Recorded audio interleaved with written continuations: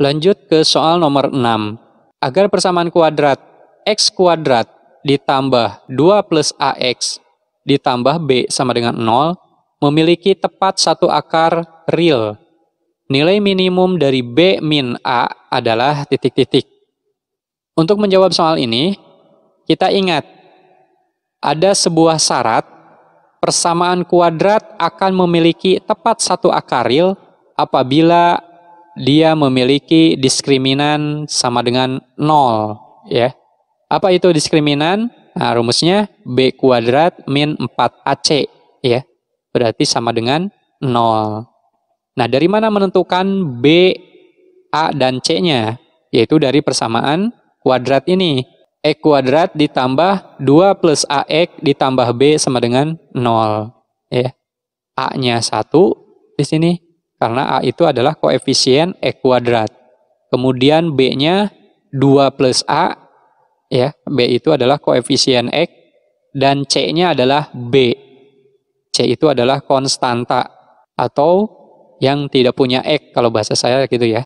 Baik, tinggal kita masukkan. B kuadrat min 4AC sama dengan 0. B kuadratnya 2 plus A kuadrat, ya, min 4 kali A1, ya, A-nya, kemudian kali C, C-nya B, sama dengan 0. Lalu kita kalikan, A dikuadratkan, itu A kuadrat, ya. Kemudian 2 dikali 2, 4, kali A, hasilnya 4A. Lalu berikutnya 2 dikuadratkan, itu hasilnya 4, ya. Dikurangi 4 kali 1B, ya, min 4B, sama dengan 0.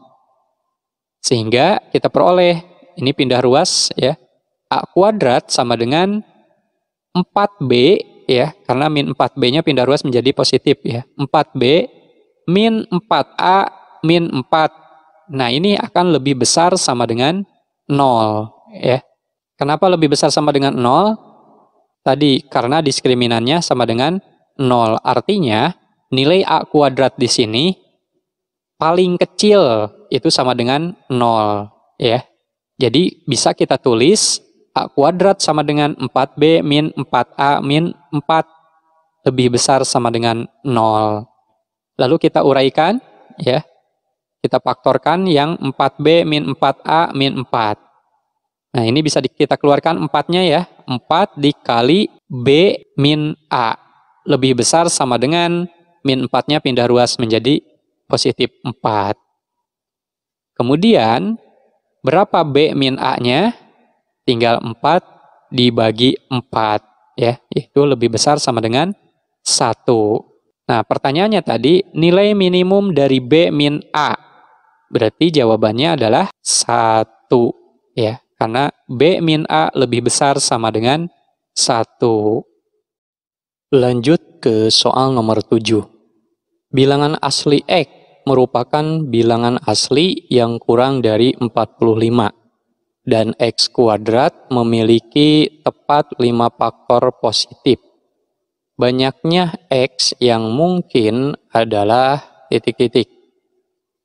Oke, adik-adik, langsung saja kita selesaikan. Tadi X-nya kurang dari 45. Kemudian X kuadrat memiliki 5 faktor bulat positif, ya.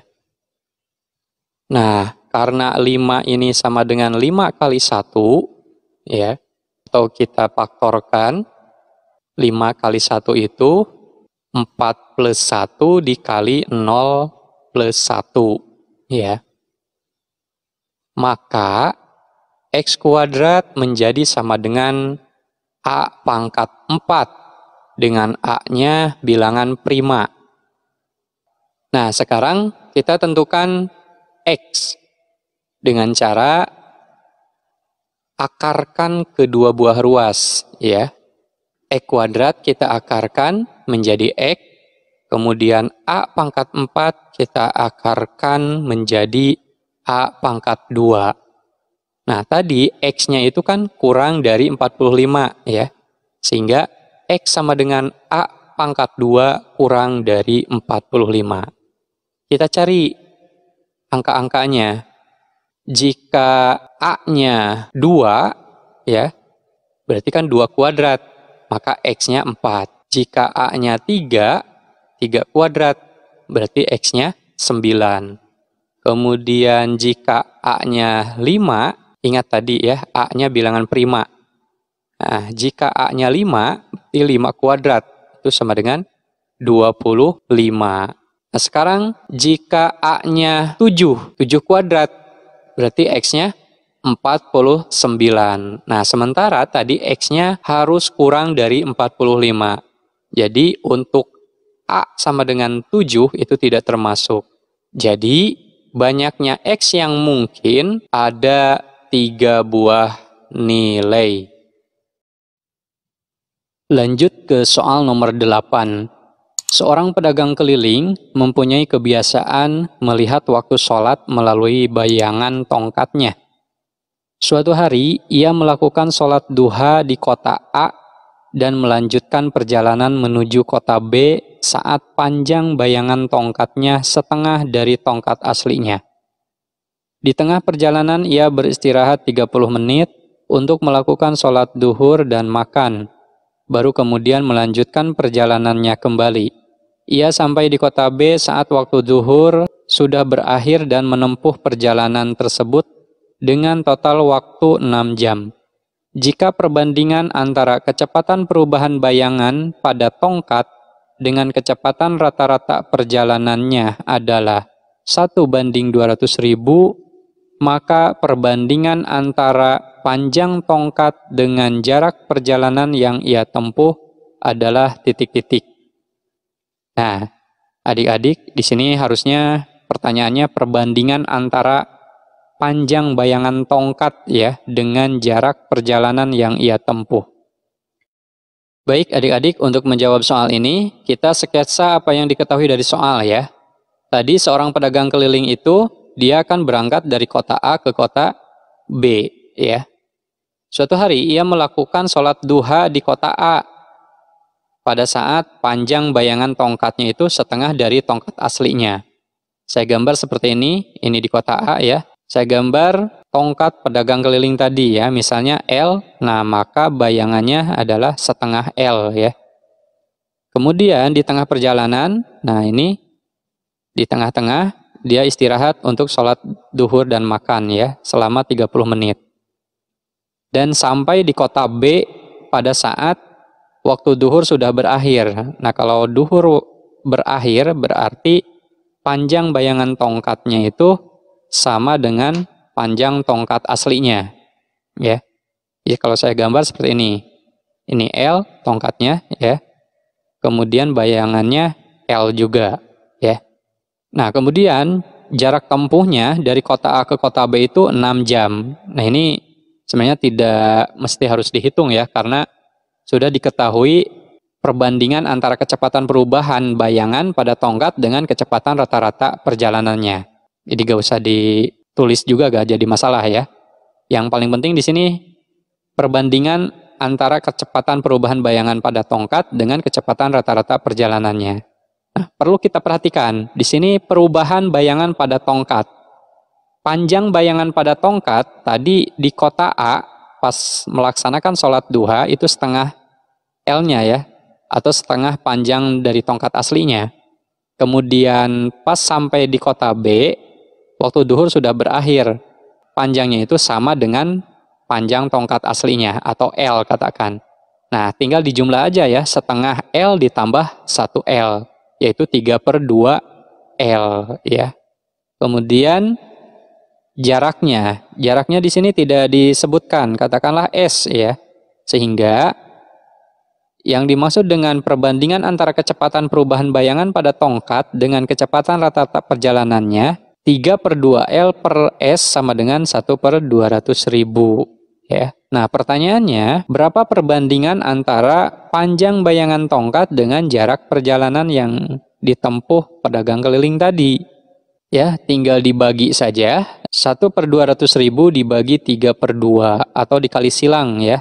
2 kali 1 2, 3 kali 200.000 600.000.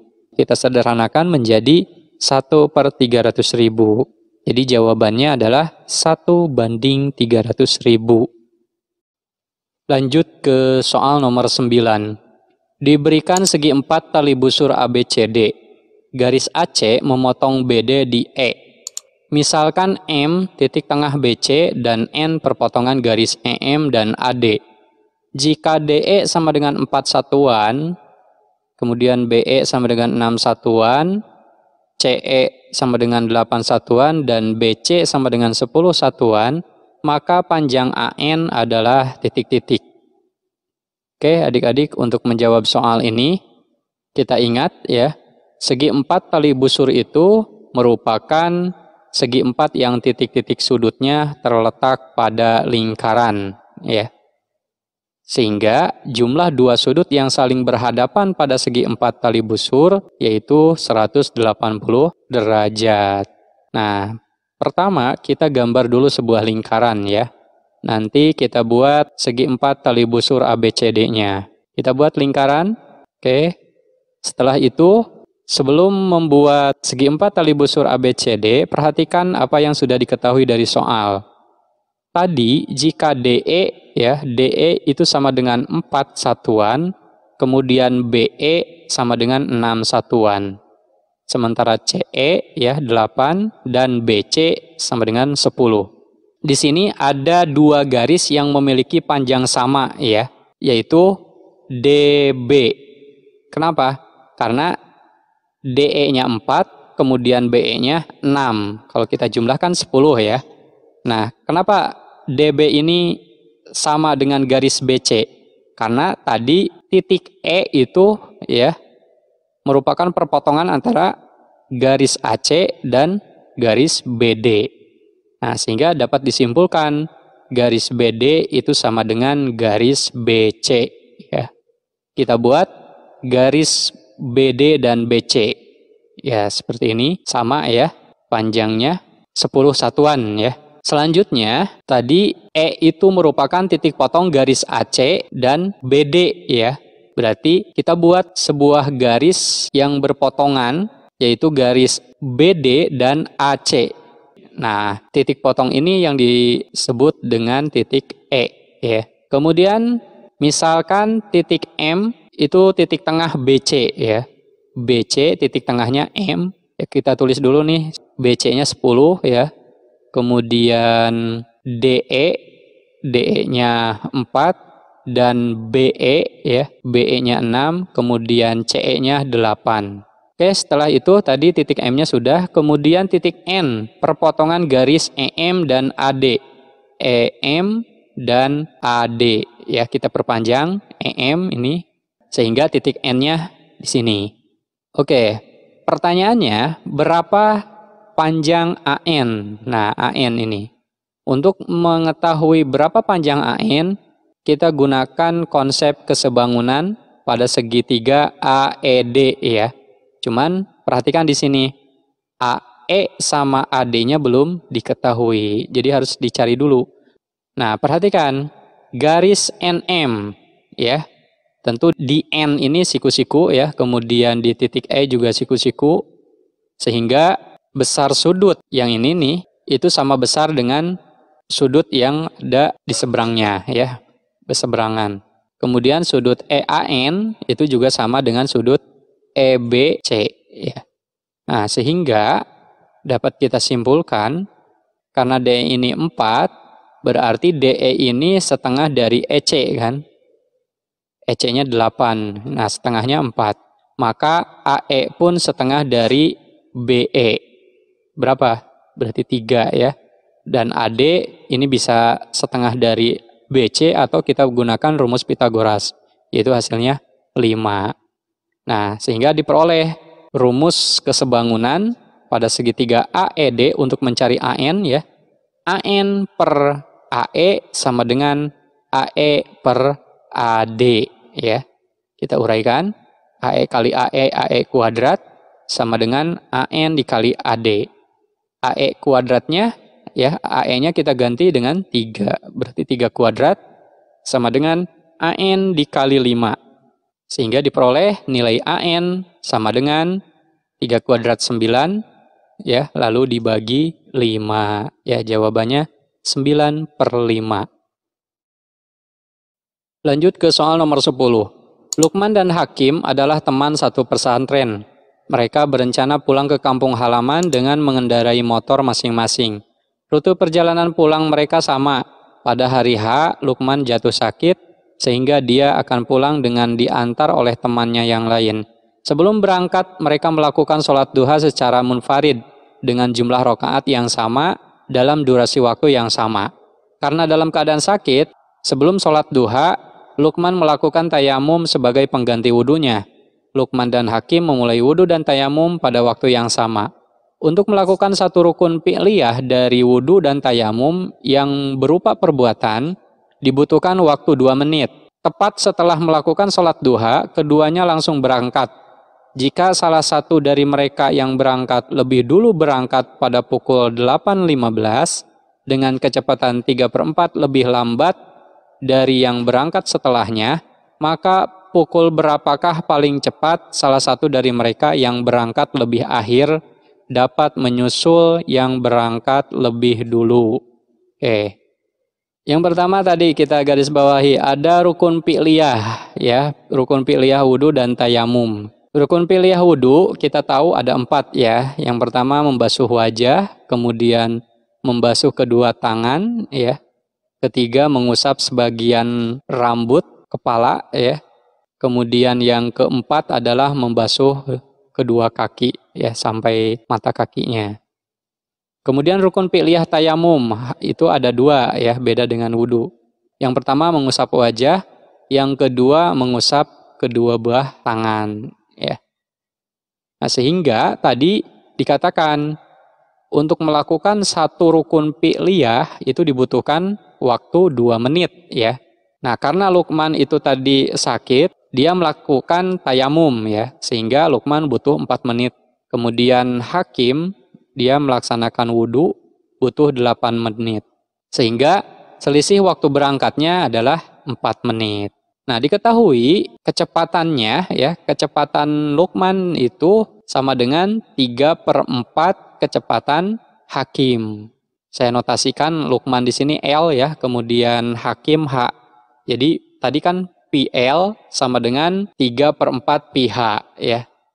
Nah, kita misalkan Lukman itu berangkat saat T sama dengan 0. Tentu mereka bertemu saat setelah T menit, kan, ya. Sehingga SL sama dengan SH. Kita tahu SL itu sama dengan PL dikali T, ya. Sama dengan SH-nya PH dikali T min 4. Kenapa? Karena selisihnya itu kan 4, ya, untuk Hakim kan 8 menit tadi, ya. Sementara Lukman itu 4 menit. Jadi untuk SH di sini sama dengan PH dikali T min 4. Nah, PL-nya kita ganti tadi berapa? 3/4 PH, ya. Oke, 3/4 PH dikali T sama dengan PH dikali T min 4. Nah, PH-nya ini bisa dibagi, ya, habis. Tinggal 3/4 T sama dengan T min 4. Lalu 3/4 T dikurangi 1 T itu 1/4 T, ya. Sama dengan min 4-nya pindah ruas menjadi 4. Maka T-nya adalah tinggal 4 dibagi 1/4, ya. Yaitu 16 menit. Ya. Jadi Lukman dan Hakim akan bertemu pada pukul tadi 8.15 ditambah 0,16 yaitu 08.31.